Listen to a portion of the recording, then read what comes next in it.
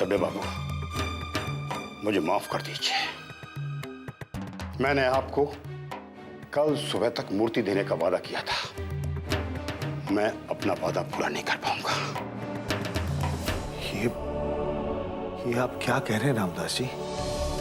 आप जानते हैं ना कल सुबह हमारे घर पे कितना बड़ा आयोजन है। सबको निमंत्रण जा चुके हैं, मेहमानों का आना भी शुरू हो गया। यहां तक कि कल सुबह मीडिया वाले पहुंच जाएंगे। और आप कह रहे हैं कि मूर्ति तैयार नहीं हो सकती?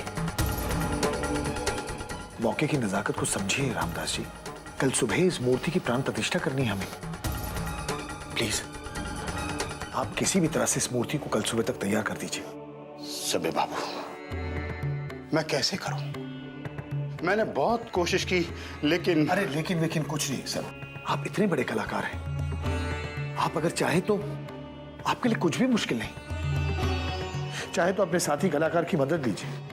ये हमारी प्रतिष्ठा का सवाल है, आपको ये करना ही होगा। प्लीज। ठीक है, ठीक है सर।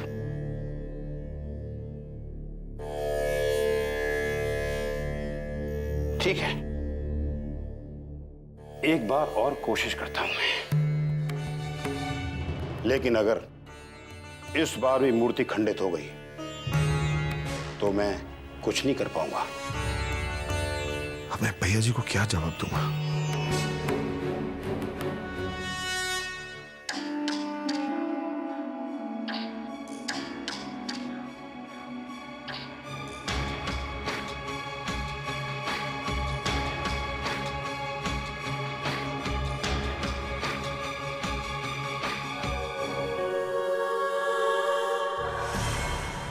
माँ, क्या बात है?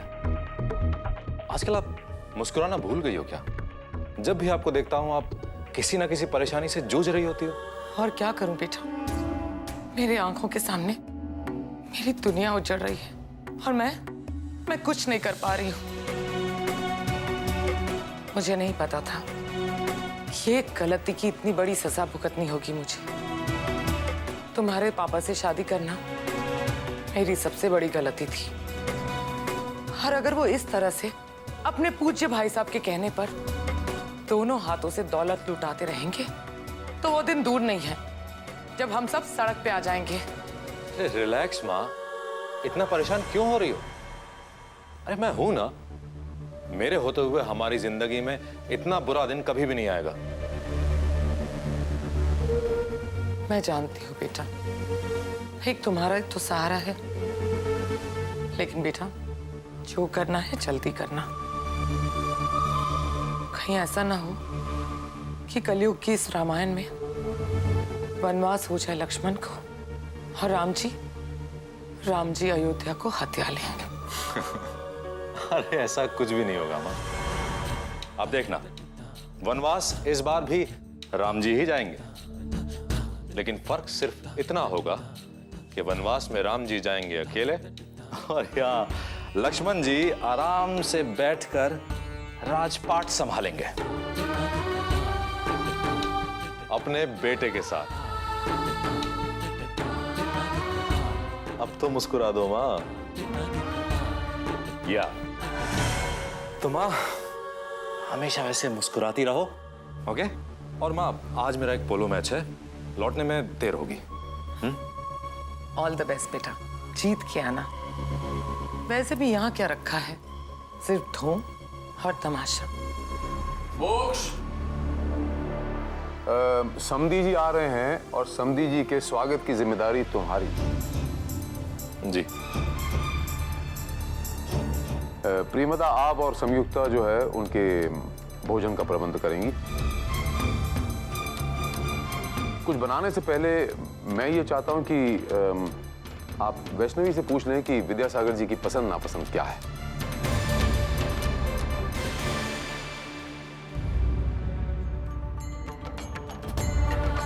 मैं अब चलता हूं, मुझे ऑफिस की भी देरी हो रही है। ऑफिस के बाद मुझे पंडित जी को लेने एयरपोर्ट भी जाना है। ओके मेरे बच्चा, जय माता दी।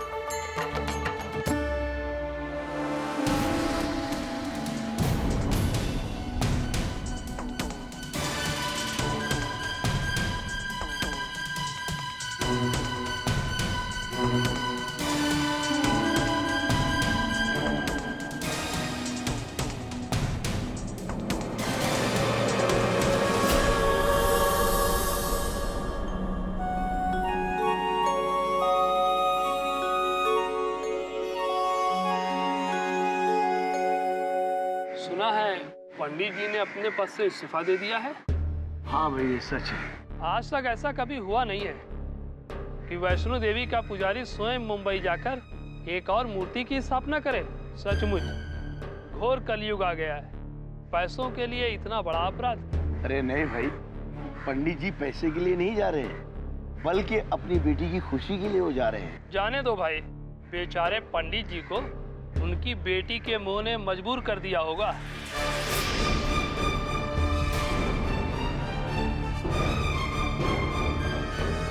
विद्यासागर जी आ गए। गलत कह रहे हैं आप, गलत कह रहे हैं आप। मुझे मेरी बेटी के प्यार ने कमजोर नहीं बनाया है, नहीं बनाया है कमजोर, बल्कि माता रानी की भक्ति ने मुझे वो शक्ति दी है कि मैं मुंबई जाकर माता रानी की मूर्ति की प्राण प्रतिष्ठा करूं। आप लोग जानते हैं ना, वैष्णवी माता रानी की बेटी है। आज जीवन में पहली बार माता रानी की कृपा से मुझे उसकी सेवा करने का अवसर मिला है। इसलिए मैं भद्रवाह से बाहर जा रहा हूं, अपनी बच्ची के लिए। और मुझे इस बात का कोई दुख नहीं है, पछतावा भी नहीं है। पछतावा है कि जिन्हें मैंने जीवन भर अपना समझा था, उन्होंने कभी मुझे अपना नहीं समझा। अब्दुल, हमें देर हो रही है और वैष्णवी को सूचना भी दो कि हम आ रहे हैं। जी पंडित जी।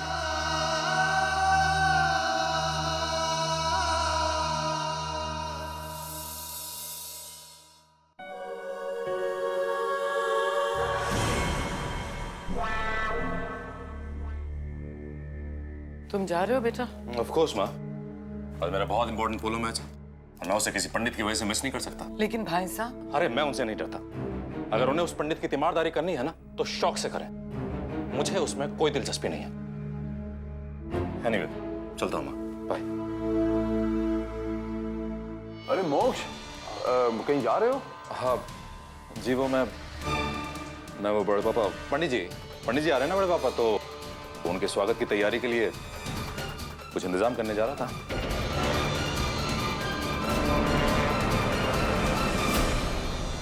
खुश कर दिया तुमने मोक्ष मुझे। मुझे पता है मोक्ष कि तुम अपना हर काम बड़ी जिम्मेदारी के साथ और बिल्कुल वक्त पे करते हो। मैं बिल्कुल निश्चिंत हूं मोक्ष कि तुम्हारे रहते मेरे समधी जी और मेरे मेहमान खुश जाएंगे यहां से। जी बिल्कुल। अच्छा हाँ, एक और चीज, मैं ये चाहता हूं कि जब वो आए, फूल मालाओं के साथ स्वागत तुम करोगे सबसे आगे बढ़कर। जी। जय माता। जय माता।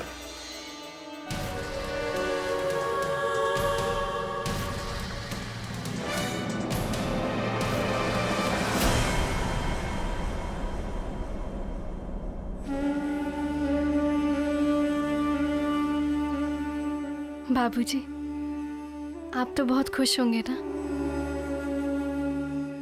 कि अपनी बेटी का ब्याह इतने बड़े घर में कर दिया। लेकिन सच तो ये है कि आपकी ये बेटी ना तो इस परिवार में और ना ही इस घर में अपने लिए कोई जगह बना पाई। आज भी मैं सबके होते हुए उनके लिए बेगानी हूँ। पता नहीं आप अपनी बेटी की हार कैसे बर्दाश्त कर पाएंगे। लेकिन जो भी हो, इस मूर्ति की प्राण प्रतिष्ठा के बाद मैं आपको सब बता दूंगी, सारी बातें, कि आपकी बेटी मांग में सिंदूर भरकर भी ब्याता नहीं बन पाई।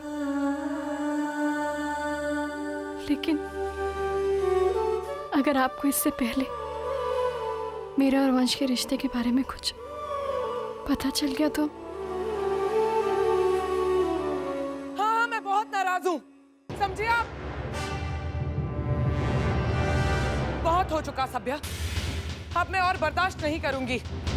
आपके भाई साहब ने उस 2 टके के पंडित और उसकी बेटी के लिए हमें नौकर बना के रखा है। हमारी कोई इज्जत है भी या नहीं? अब क्या हुआ प्रेमदा? क्या हुआ मतलब? आपके भाई साहब हम सबको अपना गुलाम समझते हैं।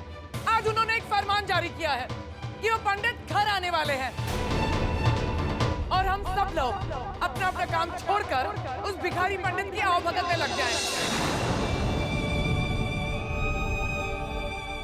और तो और उन्होंने मोक्ष को भी घर से बाहर जाने से रोक दिया। तो इसमें गलत क्या कहा उन्होंने? एक बात भूल रही हो तुम, वो हमारे समधी हैं। समधी होंगे आपके और आपके परम पूज्य भाई साहब के। मेरे लिए तो वो सिर्फ एक 2 टके का पंडित है बस।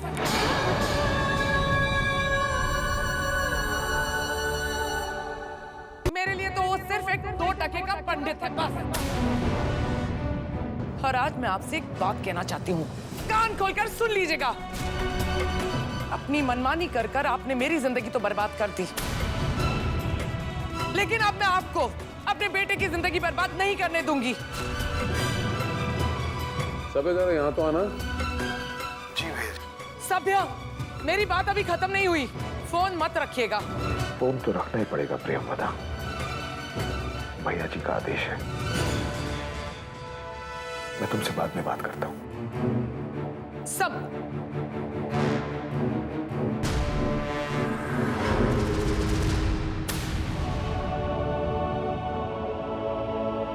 सभ्य जरा तस्वीर कैसे लगी बताइए माता रानी की। जी अच्छी है भैया जी। सभ्य, तुम्हें ऐसा नहीं लगता कि इस तस्वीर में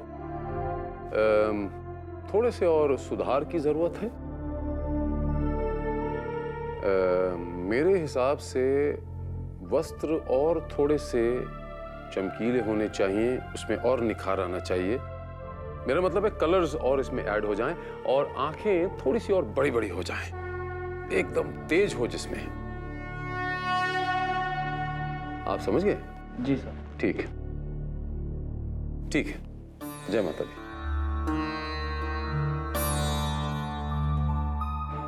हाँ भैया जी। बैठो सब में, बैठो। भैया जी वो मूर्ति के विषय में कुछ बात करनी थी। क्या बात करनी है सब में? मुझे पूरा विश्वास है कि तुम्हारी निगरानी में मूर्ति बिल्कुल सुंदर बन रही होगी। भैया जी फिर भी एक बार आप चलकर देख लेते तो। मुझे वहां जाने की कोई जरूरत नहीं है सब में, मुझे तुम पे पूरा विश्वास है। बात वो नहीं है भैया जी, बात है कि। क्या बात है सब में? सब ठीक तो है?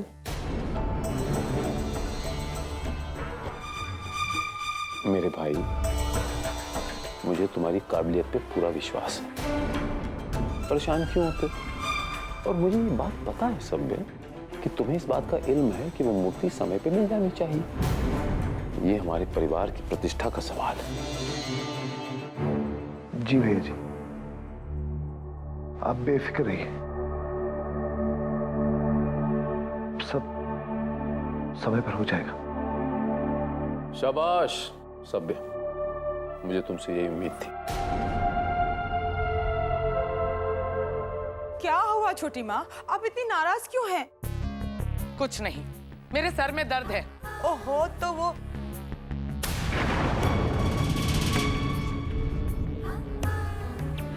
वैष्णवी, वहां खड़े खड़े क्या कर रही हो तुम? इधर आओ और छोटी माँ के सर में तेल लगाओ। देखती नहीं छोटी माँ के सर में दर्द है? जी मैं। खबरदार, खबरदार जो मुझे छूने की कोशिश भी की तो। जिसने मुझे दर्द दिया है वो मेरे दर्द का इलाज कैसे कर सकती है? छोटी माँ, आप ये क्या कह रही हैं? आखिर किया क्या है मैंने? किया क्या है? इन सारी मुसीबतों की जड़ तुम हो। इस घर में जो कुछ भी हो रहा है ना, वो सब कुछ तुम्हारी वजह से हो रहा है। और फिर तुम्हारे बड़े बड़े सपने, जिन्हें पूरा करने के लिए तुम जबरदस्ती इस घर की बहू बनकर यहाँ घुस आई। फिर भी तुम्हारा जी नहीं भरा। अब तुमने अपने बाप को भी यहाँ बुला लिया है। बताओ, आखिर तुम्हारा इरादा क्या है? छोटी माँ, मैं सच कहती हूँ, बाबूजी को मैंने नहीं, पापा जी ने बुलाया है। खबरदार, खबरदार अगर मुझसे जबान लड़ाने की कोशिश भी की तो। की आई हुई लड़की मुझे समझाने चली है। मैं सब जानती हूँ। तुम दोनों की नजर हमारी जायदाद पर है, इसीलिए तो तुम्हारे बाप ने धोखे से तुम्हें इस घर की बहू बनाकर तुम्हें यहाँ भेज दिया। और तुमने आते ही सबसे पहले मीडिया का सहारा लेकर हमें बदनाम करने की कोशिश की। फिर तुमने जानबूझकर अपशगुन किया ताकि हम लोग डर जाएं।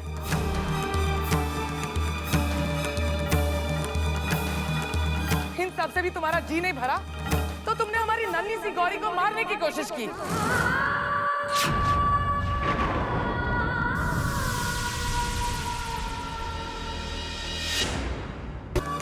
और तुमने आते ही सबसे पहले मीडिया का सहारा लेकर हमें बदनाम करने की कोशिश की। फिर तुमने जानबूझकर अपशगुन किया ताकि हम लोग डर जाएं।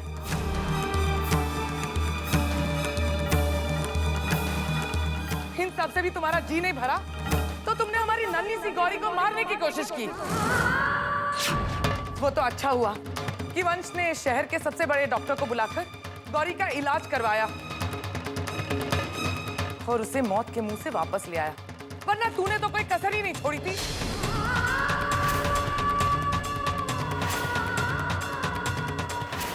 इस बच्ची का सारा कष्ट, सारे दर्द मुझे दे दो माँ, मुझे दे दो। मेरी तो समझ में नहीं आ रहा भाई साहब को आखिर हो क्या गया है। जिस लड़की ने हमें इतना परेशान किया, उसी लड़की के बाप के आने पर वह पानी की तरह पैसा बहा रहे हैं। अगर मेरा बस चले ना तो मैं इस लड़की को अभी उठाकर इस घर से बाहर फेंक दूं।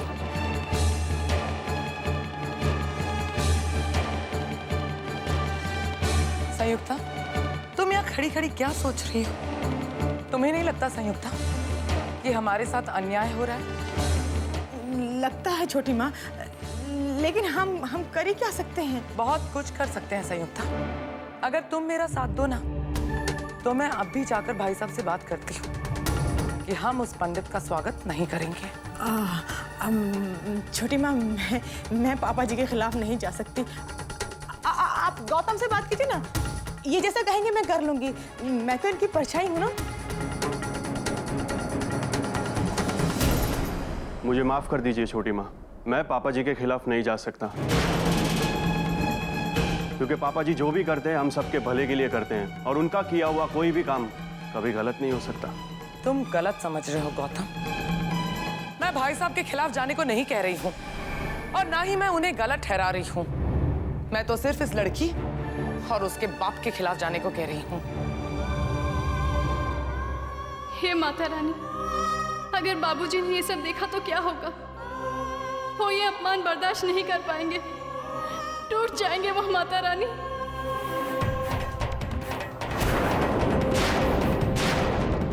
तुम लोग मेरी बात समझ क्यों नहीं रहे हो? आप लोग प्लीज शांत हो जाइए